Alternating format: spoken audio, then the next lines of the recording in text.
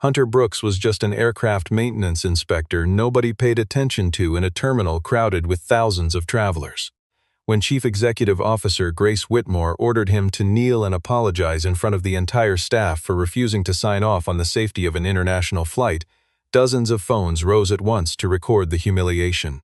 Hunter quietly removed his certification badge, said only one sentence, and walked away. From this moment forward, he told her, not a single aircraft belonging to this airline would be permitted to take off. Within minutes, the entire airport descended into chaos. If you enjoy dramatic reversals and justice finally winning, stay until the very end of this story. The airport sprawled across acres of concrete and glass, a small city unto itself where hundreds of flights departed and arrived every single day, carrying passengers toward reunions, business deals, vacations, and grief they did not yet know was coming. Grace Whitmore had been celebrated across the industry as the youngest chief executive ever to run a major American airline, a woman who had climbed from junior analyst to the corner office in barely a decade through sheer force of will and an instinct for cutting costs that shareholders adored. She wore her authority like armor, moved through the building surrounded by assistants, and rarely slowed down long enough to notice the people who kept her planes running. Behind her polished confidence sat a mounting pressure that few employees ever saw, a board of directors demanding higher quarterly returns, investors threatening to pull support, and a fragile public image that depended entirely on flights departing exactly on schedule. Every delay cost money, every canceled route cost trust. And in an industry where margins were razor thin, Grace had convinced herself that hesitation was the only true enemy. Hunter moved through the same building in a manner so unremarkable that most employees could not have described his face if asked. He wore a plain company jacket, carried a battered clipboard, and spent his mornings crouched beneath landing gear or running diagnostic scans nobody else bothered to double-check. To the younger technicians, he was simply the difficult old-timer who slowed down inspections and asked too many questions, a man whose exacting standards occasionally delayed a pushback by 20 or 30 minutes. None of them knew that 4 years earlier he had carried a federal badge, that he had once walked through the wreckage of crashed airliners searching for the small mechanical failure that explained why 40 or 180 people never came home. None of them knew that after his wife died in a car accident, he had walked away from that career entirely, choosing instead the quieter, steadier work of keeping planes safe on the ground so he could be present each evening for his young daughter, Lily. Every morning before his shift, Hunter dropped Lily at school himself, a small ritual that grounded him more than any paycheck ever could, and every evening he made sure to be home in time to sit across from her at the dinner table rather than somewhere on the other side of the country picking through debris. His coworkers occasionally noticed the faded outline of a wedding ring he no longer wore and assumed correctly that there was a story there, but nobody ever asked and he never offered. He kept a single photograph of his late wife tucked inside his locker, visible only to him, a quiet reminder of exactly why he had traded a career of national significance for one that let him tuck his daughter into bed at a reasonable hour. He never spoke of the past. He simply did the work carefully the way he always had, because somewhere along the way he had learned that carelessness was the difference between an uneventful Tuesday and a funeral, and he had buried too many strangers' loved ones to ever forget that lesson. On the morning everything changed, Hunter was assigned to close out the maintenance record on a Boeing aircraft, scheduled for an international departure that afternoon, a flight already sold out and heavily promoted in the airline's advertising as the flagship route of the new season. Connor Blake, the airline's chief operating officer, had been quietly pressuring the maintenance department for 2 full days to release the aircraft ahead of schedule, citing contractual penalties tied to a codeshare partner and warning that further delay would jeopardize a lucrative international agreement. Connor was a man who measured success entirely in numbers on a spreadsheet, and to him, an aircraft parked in a hangar was nothing more than lost revenue accumulating by the hour. He had already told 2 junior technicians the paperwork was essentially finished and needed only a signature to close the file. Hunter examined the aircraft as he always did, methodically, without hurry, running his hands along the landing gear assembly and cross-referencing the sensor logs against the physical inspection sheets. What he found stopped him cold.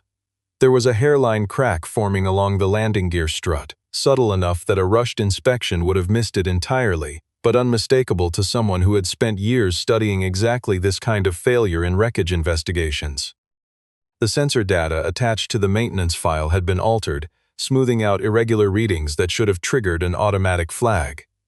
The maintenance records themselves did not match the actual repair history logged in the hangar's internal system, as though someone had gone back and quietly rewritten the story of what repairs had actually taken place. Hunter did not raise his voice and did not report the discrepancy to anyone beyond the required channel. He simply refused to sign the release, marked the aircraft as grounded pending further inspection, and returned the paperwork to the front desk exactly as procedure demanded. Word reached Connor within the hour, and his reaction was immediate and furious, because in his mind a signature was a formality standing between the company and millions of dollars in penalties, not a judgment about whether an aircraft carrying hundreds of human beings was actually safe to fly. Connor stormed down to the hangar himself, his tie already loosened, his voice already rising before he reached the maintenance bay. He accused Hunter of manufacturing problems out of stubbornness, of holding the entire operation hostage over what he called a minor cosmetic flaw, and warned that this kind of obstruction would not be tolerated. Hunter calmly repeated that the crack was structural, that the sensor data had been tampered with, and that no inspector with any integrity would release that aircraft in its current condition. Connor did not want facts, he wanted the signature. Within minutes he was on the phone summoning Grace Whitmore down to the hangar personally, framing the situation as a rogue employee sabotaging a flight worth millions in contractual obligations, and by the time Grace arrived, the story Connor had built in her mind bore almost no resemblance to what had actually happened. Grace walked into the hangar already primed for confrontation, flanked by 2 assistants and trailed by a small cluster of curious employees who had heard rumors spreading through the building that something dramatic was unfolding. Connor met her at the entrance and immediately began speaking before she could ask a single question of her own, painting Hunter as a difficult employee who had a documented history of causing delays, who was now willfully endangering a critical international partnership out of nothing more than obstinance. He mentioned the penalty clauses. He mentioned the shareholders.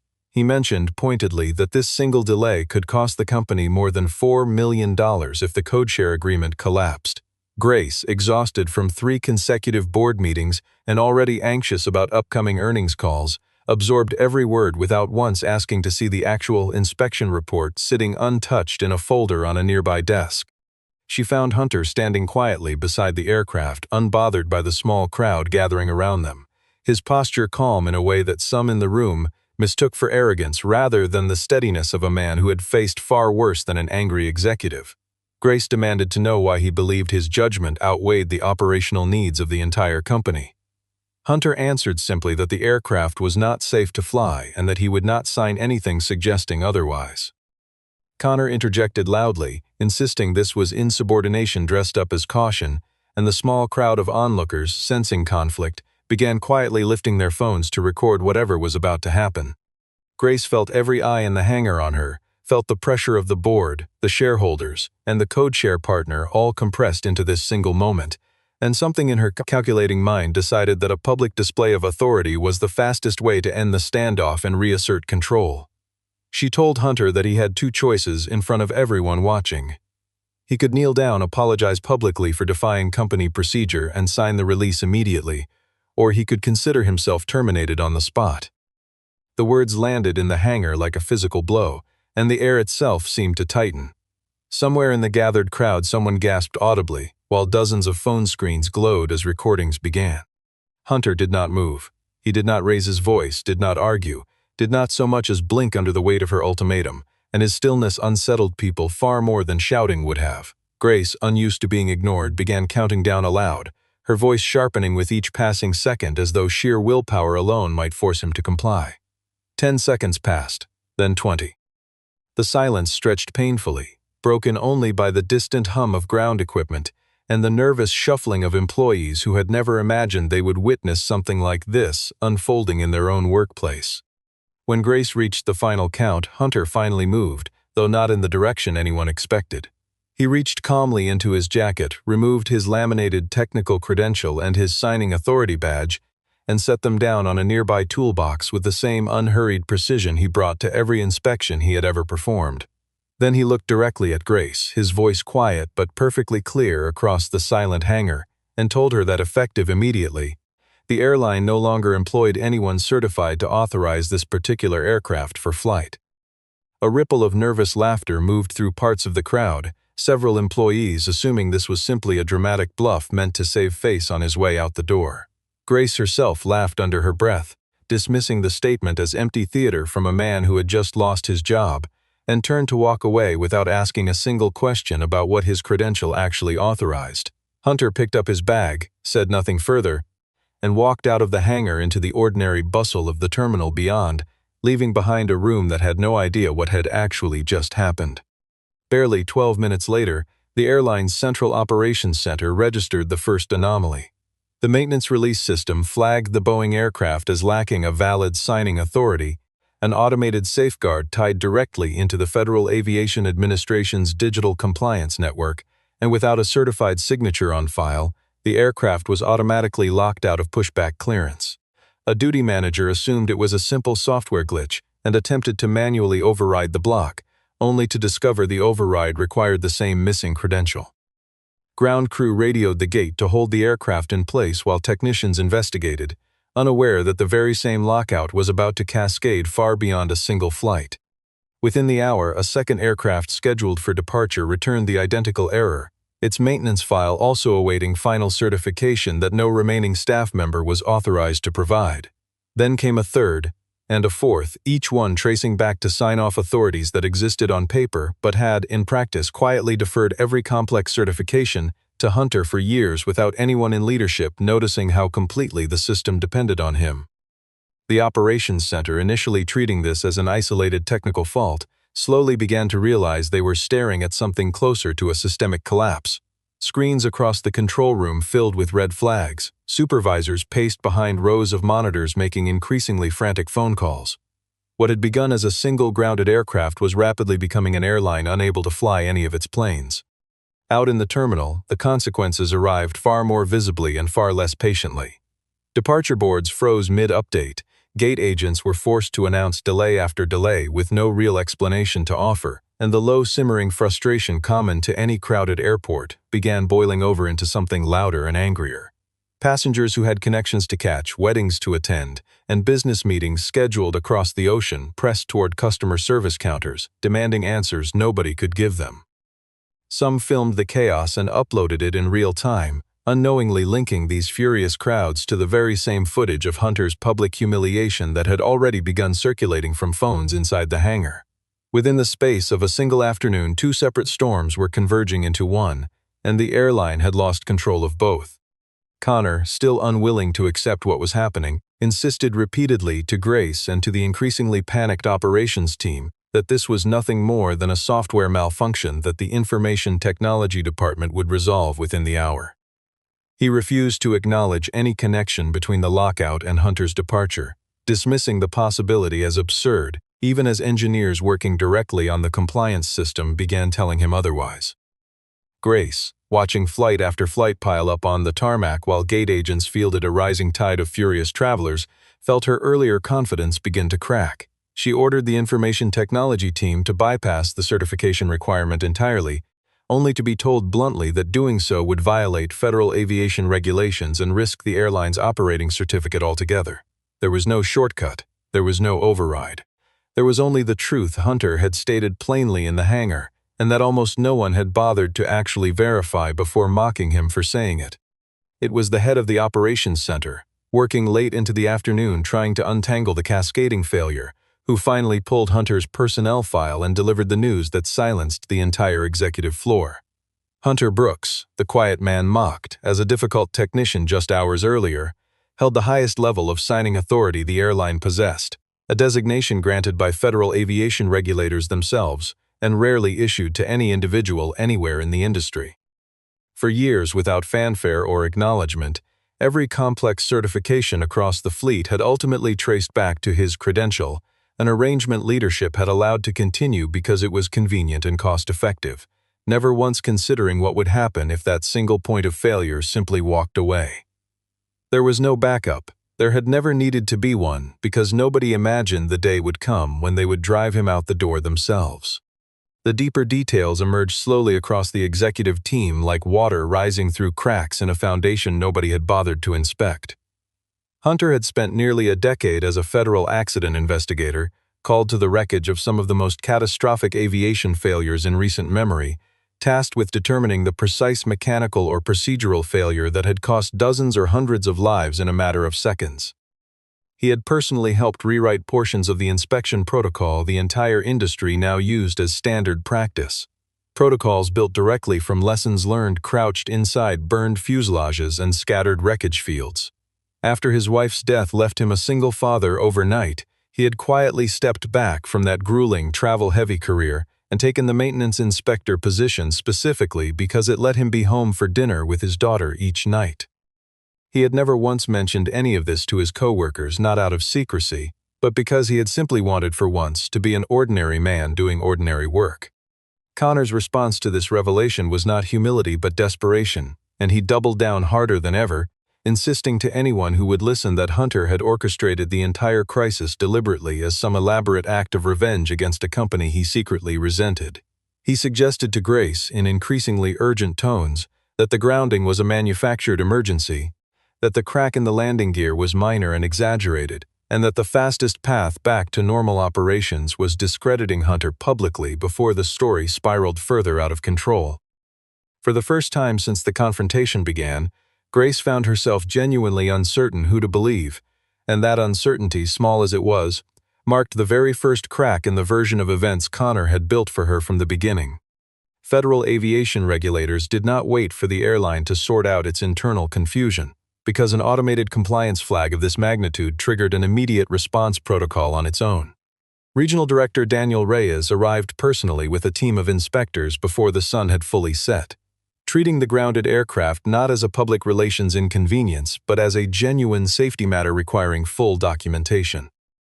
The aircraft was formally sealed pending investigation, its maintenance history pulled in its entirety, and every technician who had touched the plane in recent weeks was scheduled for individual interviews. What the inspectors found over the following hours only confirmed what Hunter had identified within minutes using nothing more than his own eyes and years of hard-earned experience. The crack along the landing gear strut was real, measurable, and precisely where structural fatigue would be expected to develop under repeated stress cycles the aircraft had quietly exceeded. A component replaced during a recent repair did not match the specifications required for that particular aircraft model, a substitution that should never have passed any competent inspection. The maintenance logs, when cross-referenced against actual technician time cards and hangar security footage, revealed clear evidence that portions of the repair history had been altered after the fact to make an incomplete job appear finished. Had the aircraft taken off as scheduled, the combination of structural fatigue and improper components created a real and serious risk of landing gear failure, the exact category of catastrophic mechanical event Hunter had spent years of his life investigating in the aftermath rather than the moments before. Daniel Reyes himself pulled Hunter aside privately during the second day of the investigation, recognizing his name the moment it appeared in the personnel file, and the two men spoke for nearly an hour in a quiet corner of the hangar away from cameras and executives alike. Daniel had worked alongside Hunter years earlier on a separate investigation into a regional carrier crash, and he remembered clearly how meticulous Hunter had always been, how he refused to sign off on a final report until every possible explanation had been exhausted.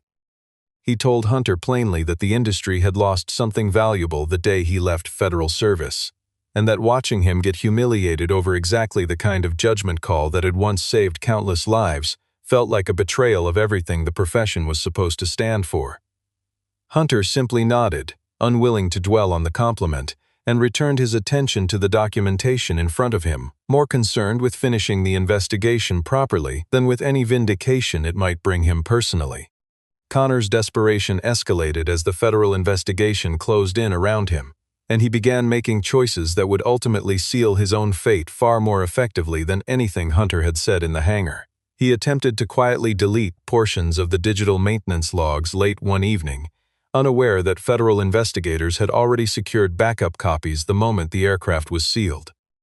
He pressured a junior technician named Marcus, the young man who had originally performed the improper repair under Connor's direct instruction, warning him that his career would be destroyed if he spoke a single word to investigators. Marcus, barely 26 years old and terrified of losing the only job supporting his young family, spent 2 sleepless nights wrestling with his conscience before finally deciding that a paycheck was not worth hundreds of lives. He walked into Daniel Reyes's temporary office at the airport and told investigators everything, describing in detail how Connor had instructed him to complete the repair quickly using whatever parts were available, and how he had later been told to adjust the paperwork to reflect a job that had never actually been finished properly. Grace, meanwhile, had begun her own quiet reckoning far from the cameras and the chaos of the terminal. Alone in her office that evening, she finally sat down and reviewed the security footage from the hangar in full, watching not just the moment of confrontation but everything leading up to it, the urgent phone calls, the selective information Connor had fed her in the hours before she ever arrived on scene. She noticed, on a second viewing, how carefully Connor had avoided ever mentioning the specific safety findings, how he had spoken only in terms of contracts, penalties, and deadlines, never once addressing whether the aircraft was actually safe to fly. She pulled the original inspection report Hunter had filed and read it slowly from beginning to end, this time without anyone standing over her shoulder rushing her toward a decision. The technical language was precise, cautious, and utterly devoid of the vindictive obstinance Connor had described. It read exactly like what it was, the careful judgment of a man who understood better than anyone in the building what was actually at stake. The realization settled over Grace slowly and painfully, the understanding that she had allowed herself to become an instrument in someone else's cover-up, that her own hunger to appear decisive under pressure had led her to publicly humiliate the one person in the entire organization who had actually been protecting the passengers who trusted the airline with their lives. She thought about the phones raised in the hangar, the countdown she had spoken aloud, the ultimatum she had delivered without asking a single question first. Shame was not an emotion Grace experienced often, insulated as she typically was by titles and authority, but it arrived now with a weight she could not talk her way around. Late that night, she drove to the address listed in Hunter's personnel file, sat outside for nearly 20 minutes, gathering the courage to knock, and finally did. Hunter opened the door in a plain sweater, his daughter Lily's cartoons faintly audible from another room, and regarded Grace with neither hostility nor warmth, simply a calm attentiveness that somehow made the moment feel heavier than if he had shouted.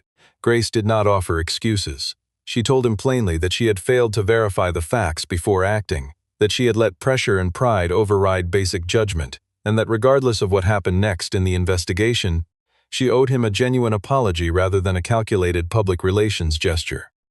Hunter listened without interrupting, and when she finished, he said only that an aircraft does not forgive arrogance, that mechanical failure does not care how confident the person signing the paperwork happened to be. Grace absorbed the words in silence, and for the first time since this entire ordeal began, she said nothing in response at all, because for once there was genuinely nothing adequate to say. Connor, sensing the ground shifting beneath him, made one final desperate attempt to control the narrative before it slipped entirely out of his hands. He retained an aggressive attorney and began quietly briefing select reporters, framing himself as a loyal executive scapegoated by a disgruntled former federal employee with an axe to grind against the industry that had once employed him. He suggested publicly that Hunter had exaggerated the safety findings to seek attention or leverage a lawsuit, and for a brief moment a handful of headlines picked up the story exactly as Connor had shaped it, but the evidence accumulating against him was no longer something spin could contain. The hangar's own security cameras had captured him pressuring Marcus. Internal emails recovered from company servers showed him explicitly instructing staff to expedite the aircraft despite unresolved technical concerns. Digital signature logs proved someone had accessed and altered the maintenance file using Connor's own credentials in the hours before Hunter's inspection. Marcus's sworn statement to federal investigators corroborated every piece of it in painstaking detail. Piece by piece, the version of events Connor had spent days constructing collapsed under the sheer weight of documentation nobody had thought to hide well enough. The airline's board of directors convened an emergency session within the week, summoned by chairwoman Margaret Kessler, a woman who had built her own reputation on decades of careful, unglamorous diligence and who viewed the unfolding crisis with the particular fury reserved for leadership that had nearly destroyed everything she had spent years helping build. Grace stood before the board and did something few executives in her position ever willingly do. She took full public responsibility without qualification, describing plainly how she had allowed pressure and ego to override basic verification, how she had humiliated an employee whose judgment had ultimately saved the airline from a catastrophe that could have ended lives and the company itself in a single afternoon. Connor was questioned separately and offered a defense riddled with contradictions that even his own attorney struggled to reconcile. Daniel Reyes presented the federal findings in full methodical detail, laying out the falsified records, the improper component, and the structural crack that investigators agreed would very likely have led to landing gear failure had the aircraft departed as originally scheduled. The shareholders present, informed in real time of exactly how close the airline had come to a preventable disaster, reacted with an anger that made the earlier hangar confrontation look almost tame by comparison. Connor was suspended from all duties before the meeting concluded and formally terminated within days, with the board voting unanimously to refer the entire matter to federal prosecutors for criminal review, given the deliberate falsification of safety records. Word of the referral spread quickly through the industry, and within it Connor's professional reputation, built over nearly 15 years, effectively ceased to exist overnight. Other carriers quietly distanced themselves from any association with him, and the executive recruiters who had once courted him aggressively stopped returning his calls entirely. Grace, by contrast, was permitted by the board to remain in her position, but only on the explicit condition that she personally lead a complete restructuring of the airline's safety culture from the ground up, beginning with the very department she had so publicly disrespected weeks earlier. Margaret Kessler made clear to her privately, after the formal session concluded, that this second chance was not being extended out of sympathy but because the board had watched her take responsibility without flinching, a rarer quality among executives than anyone in that boardroom cared to admit. Robert Hayes, the company's lead attorney, spent the following weeks drafting an entirely new whistleblower protection policy at Grace's direct instruction, one that legal counsel across the industry would later study as a model for how a company might rebuild trust after nearly losing it completely. Grace called for a company-wide gathering held in the very same hangar where the confrontation had first unfolded, choosing the location deliberately rather than avoiding it. Employees packed the space shoulder to shoulder, many of them holding the same phones that had once recorded Hunter's humiliation, though this time nobody raised them expecting spectacle. Grace stood in almost the exact spot where she had once issued her ultimatum and spoke without notes, without spin, and without a single mention of public relations strategy. She apologized to Hunter by name in front of the entire staff, describing precisely what she had gotten wrong and why, refusing to soften the account or shift blame elsewhere the way so many executives instinctively do when a camera is present. She did not frame the apology as a gesture for the cameras circulating online, but as something owed simply because it was true and because Hunter had earned nothing less. Hunter, standing near the back of the crowd rather than at the front where Grace had gestured for him to join her, offered only a brief response when she insisted he speak. He said that a sincere apology delivered at the right moment carries more weight than any amount of authority a title can provide, and that titles in the end mean very little if the person holding one is unwilling to admit when they are wrong. It was a small statement, delivered without dramatics, but the room absorbed it in complete silence before the applause began, spreading from the back rows forward until the entire hangar was on its feet. Employees who had spent years walking past Hunter without a second glance now understanding exactly who had been quietly protecting them all along. 3 months later, the airline looked meaningfully different from the one that had nearly grounded itself into catastrophe over a single afternoon.